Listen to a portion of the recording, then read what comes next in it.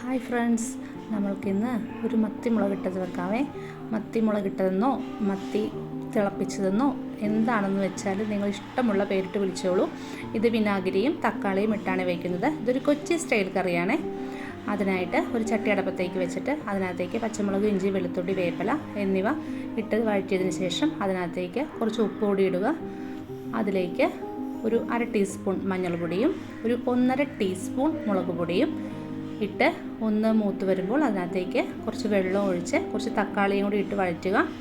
അതിലേക്ക് കുറച്ച് വെള്ളം എന്ന് പറഞ്ഞാൽ നമ്മൾക്ക് മത്തിക്ക് ആവശ്യമുള്ള വെള്ളം ഒഴിച്ചു കൊടുക്കുക.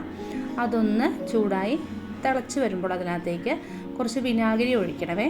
വിനാഗിരി ഒഴിച്ച് അതൊന്ന് ചൂടായി വരുമ്പോൾ അതിനകത്തേക്ക് നമുക്ക് മത്തി ക്ലീൻ ചെയ്ത് വെച്ചിരിക്കുന്ന മത്തി നമുക്ക് ഇട്ട് കൊടുക്കാവേ. ഇട്ട് കൊടുത്ത് ആദ്യം ഒന്ന് ഹൈ ഫ്ലെയിമിലും അതിനുശേഷം ഒന്ന് മീഡിയം ഫ്ലെയിമിലും ഇട്ട് തിളപ്പിച്ച് കറി നമുക്ക് ചോറിൻ്റെ കൂടെ കഴിക്കാവേ. നല്ല ടേസ്റ്റാണെന്നേ, ഒന്ന് വെച്ച് നോക്കണേ.